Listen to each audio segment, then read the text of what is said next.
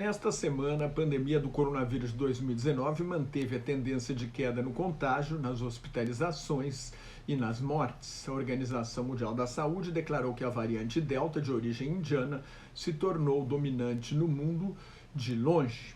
Aqui no Brasil, a taxa de transmissão voltou a ficar acima de 1, o que significa a aceleração no contágio. As infecções e as mortes voltaram a apresentar tendência de alta, o que não acontecia há 3 meses. A Fundação Oswaldo Cruz revelou que 74,5% dos casos novos nos últimos 2 meses foram da variante Delta, também a dominante aqui, e 23,6% da variante Gama, identificada inicialmente em Manaus. Mais de 40% dos brasileiros completaram a vacinação, mas o risco não acabou. Com 55% plenamente vacinados, os Estados Unidos enfrentam uma pandemia de não vacinados, com mais de 2.000 mortes em média por dia, o que não acontecia desde o inverno no hemisfério norte, ou seja, há 6 meses atrás. O total de mortes de Covid-19 nos Estados Unidos passa de 687 mil, superou as 675 mil mortes na pandemia da gripe espanhola um século atrás. A volta à escola nos Estados Unidos causou um aumento do número de casos em cidades pouco vacinadas. As escolas que obrigaram alunos, professores e funcionários a usar máscaras tiveram menos surtos, mas são apenas 21% do total.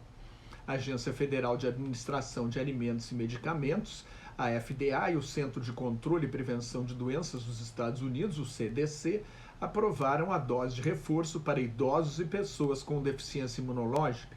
Os imunossuprimidos nos Estados Unidos são 2,7% da população, pouco menos de 9 milhões. A diretora do CDC, Rochelle Walensky, também aconselhou a dose de reforço para profissionais de saúde, professores e de outras atividades de risco. No Brasil, o Ministério da Saúde voltou a autorizar a vacinação de adolescentes depois de esclarecer que a morte de uma menina de 16 anos não teve relação com a vacina. O ministro Marcelo Queiroga, que pegou o Covid-19 e ficou em quarentena nos Estados Unidos, anunciou que, além de idosos imunossuprimidos, os profissionais de saúde do Brasil também terão direito à dose de reforço. A Rússia, onde a resistência às vacinas é grande, bateu o recorde oficial de mortes num dia nesta sexta-feira. Foram 828 mortes. Oficialmente, a Rússia registra 202 mil mortes, mas uma análise do excesso de mortes, em comparação com anos anteriores, em comparação com antes da pandemia, indica que houve pelo menos 300 mil mortes de Covid não notificadas. Na França, todos os indicadores, incidência, hospitalizações, intubações e mortes estão em queda. As mortes nas últimas 24 horas foram 29. O Reino Unido registrou mais 31 mil casos novos e 122 mortes num dia, mas as hospitalizações estão em queda. A Noruega suspendeu todas as restrições depois de 561 dias. Os casos no país caíram 50% em 2 semanas e 67% dos noruegueses completaram a vacinação. Portugal vacinou plenamente 85% da população em 9 meses. O sucesso da imunização está sendo atribuído ao contra-almirante Henrique Gouveia de Mello, coordenador da Operação Logística de Distribuição e Aplicação de Vacinas realizada pelas 3 Forças Armadas Portuguesas. São exemplo do que faltou no Brasil desde o início da pandemia, uma participação efetiva dos militares no combate ao vírus, um inimigo invisível, com avaliações de risco para a segurança, economia e a sociedade, hospitais de campanha, testagem em massa e apoio logístico à vacinação. Arrasado pela guerra civil, com apenas 0,05% vacinado, o Iêmen enfrenta um novo surto violento. Durante a Assembleia Geral da ONU, os Estados Unidos realizaram uma reunião de cúpula virtual para coordenar a luta contra a Covid-19 e prevenir futuras pandemias. O presidente Joe Biden prometeu doar mais 500 milhões de doses de vacinas, num total de 1 bilhão e 100 mil, para vacinar ao menos 70% da população de todos os países até setembro de 2022. Seu discurso na Assembleia Geral, o ditador da China, Xi Jinping, prometeu distribuir 2 bilhões de doses. Se essas promessas forem cumpridas, talvez a pandemia esteja controlada no mundo no fim do próximo ano e, antes disso, nos países que estão mais adiantados na vacinação, se não surgirem novas mutações mais perigosas. a Organização para a Cooperação e o Desenvolvimento Econômico, um clube de países ricos e emergentes, concluiu que a variante Delta desacelerou, mas não parou, a recuperação da economia mundial.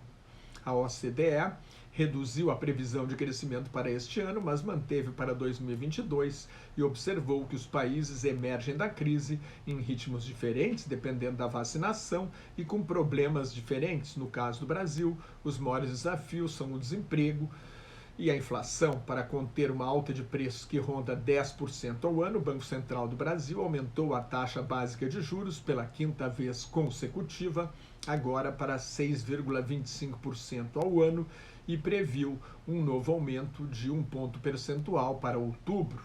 O Banco Central dos Estados Unidos vai reduzir gradualmente a compra de títulos para colocar mais dinheiro em circulação, só pretende aumentar os juros no segundo semestre de 2022. A pandemia causa uma perda de renda de 12 trilhões de dólares, 64 trilhões de reais nos países em desenvolvimento e de 240 bilhões de dólares, 1 trilhão 280 bilhões de reais no Brasil, de acordo com a Conferência das Nações Unidas sobre Comércio e Desenvolvimento, a UNCTAD. O Brasil corre o sério risco de ter mais uma década perdida. Os laboratórios Pfizer e BioNTech anunciaram o sucesso nos testes clínicos de sua vacina em crianças de 5 a 12 anos e pediram autorização de uso emergencial à FDA, o órgão regulador americano. A Índia aprovou a primeira vacina de DNA, o ácido desoxirribonucleico, a primeira vacina de DNA para humanos, a ZCoV-D, é contra o coronavírus. O fabricante promete 120 milhões de doses por ano. As vacinas genéticas são um salto tecnológico. Os imunizantes da Pfizer, BioNTech e da Moderna usam o mRNA, o ácido ribonucleico mensageiro. As vacinas de DNA têm a vantagem de poderem ser armazenadas a temperatura de 2 a 8 graus, a temperatura de um refrigerador comum, e são estáveis mesmo a uma temperatura de 25 graus. O Conselho de Pesquisas Médicas da Índia excluiu a hidroxicloroquina e a ivermectina da lista de medicamentos autorizados para o combate à Covid-19.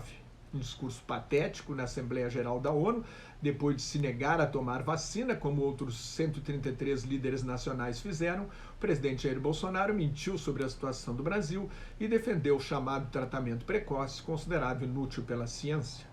3 pessoas da comitiva presidencial pegaram o vírus, inclusive o deputado Eduardo Bolsonaro, filho do presidente, que anunciou que está fazendo falso tratamento precoce. Essa gente não aprende nunca. Nem o ex-presidente americano Donald Trump tomou anticorpos monoclonais.